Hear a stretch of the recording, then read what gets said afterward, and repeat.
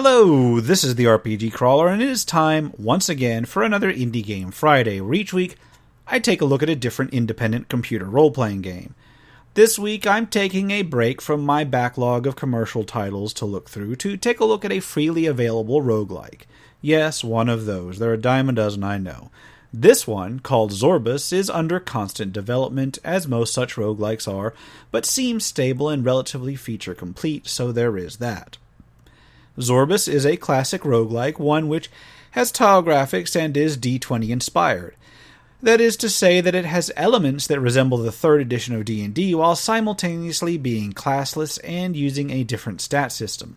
More on that when I examine the system, but in general, as someone who is very familiar with the various D&D systems, it feels at once extremely familiar and different enough to stand on its own. In terms of plot, there's not much from what I can make out. You are an adventurer looking for the big payoff, and so you enter a grand dungeon. Simple enough, really. When you start a new game, you are given a choice between creating a character or simply playing a randomly generated one. If you do create a character, you are initially given a race selection screen with a randomly generated name. You can change the name if you wish, and then select from a variety of races, each with 2 genders.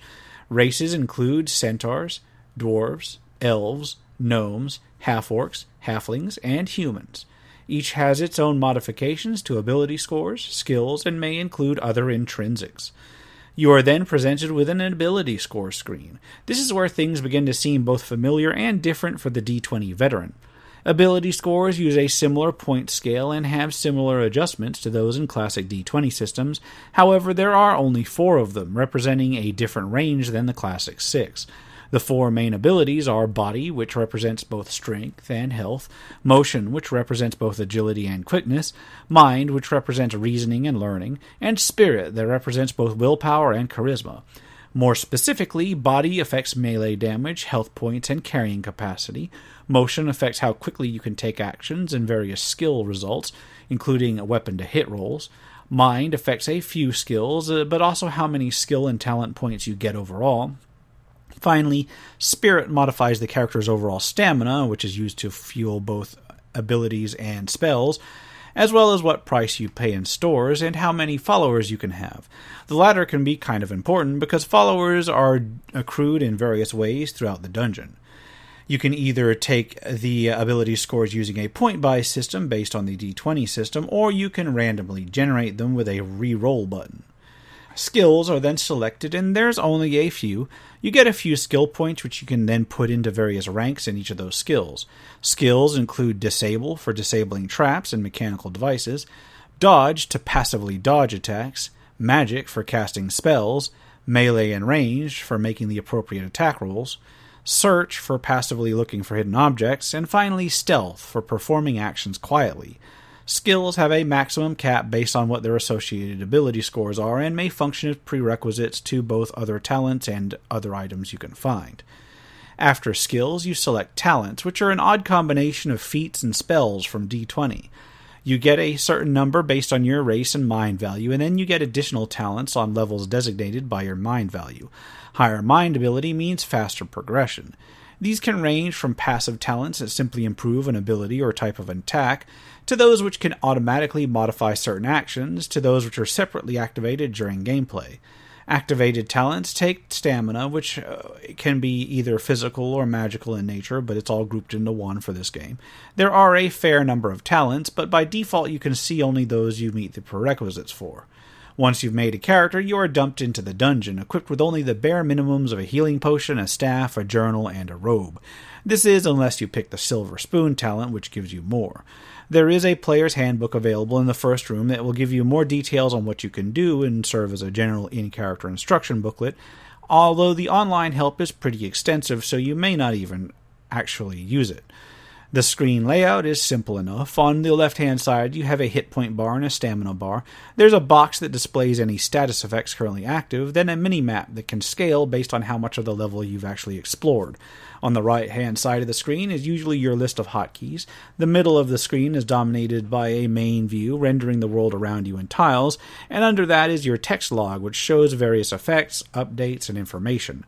You basically move around the randomly generated world in the 8 main directions using a few hotkeys to activate abilities. This is actually somewhat more streamlined than most classic roguelikes, since a lot of information and interaction that you deal with the world is done by bumping into things. Opening your inventory allows you to examine items and equip them to various slots, although you may only equip items if you meet the prerequisites. On screen, other creatures have health bars that vary in color. Creatures with green health bars are either non-hostile or allied. Creatures with orange health bars are non-hostile but wary of you. And creatures with red health bars are hostile enemies. Doing certain actions or lingering around creatures can turn them more hostile over time. Some non-hostile NPCs can be spoken with and then officially recruited, adding them as a follower who goes with your character to assist them in combat. Other talents may open up new abilities to gain allies. The Animate Dead spell, the Summon Animal spell, and other summon spells, or the Animal Friend talent can let you gather an entire group of permanent and temporary allies to take on the dungeon. I've found that the more allies you have, however, the slower your character may advance, because they do take experience depending on how much they've damaged the enemy. When you kill enemies or do anything like secret door detection or disarming traps, you get a little bit of experience. Once you reach enough experience, you gain a level. This results in an increase in hit points as well as in skill points and talents depending on your mind attribute. Simple enough. The basic gameplay then follows much of what you'd expect of a roguelike. Explore the dungeon, kill enemies, then collect loot. It's perhaps not as complex as some, but it does away with some messy things like the hunger meter. But that's not to say that it's very simple. There are a lot of random things like noises and lighting that are taken into account for detection purposes, and the ally system means that you're going to have a decent-sized party unless you are a complete lone wolf type. The rooms often have their own themes. Enemies are given a certain degree of personality as well, often having their own little battle shouts and interactions. The dungeon levels themselves are fairly large. The rooms themselves are of somewhat limited variance, but varied enough to keep things interesting. Different enemy types tend to group together, so one section of the dungeon may be overrun with animals, another with various humanoids. I will say that the dungeons are a fair challenge. The first level is supposed to be an easy one to allow you to get your bearings, but after that the difficulty ramps up considerably in terms of the number and quality of enemies, so those allies that you might pick up will definitely not go to waste. Graphically, the game uses some custom artwork here and there that seems to be very reminiscent of classic tabletop stylings, as well as a general tile set that is publicly available but is on par with others that I've seen in similar roguelikes without being too cartoony. The sound design is minimal but well done, with a nice non-intrusive selection of sound effects for feedback and interface actions. There's supposedly a few atmospheric tracks, but to be honest, I honestly didn't even notice them, so if their intent was to be in the background, then mission accomplished, I guess. The interface is clean enough, and I found only minimal issues with it, which for a free roguelike is actually saying something.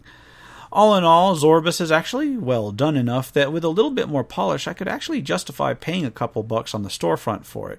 In fact, if you're feeling particularly generous, they do have a donation page on the particular page. Sure, there are better free roguelikes out there, but this one has a character that sets it apart from other more old-school offerings, enough to make its tabletop gaming influences felt through and through, and if that was the developer's intent, then I suppose they met their mark.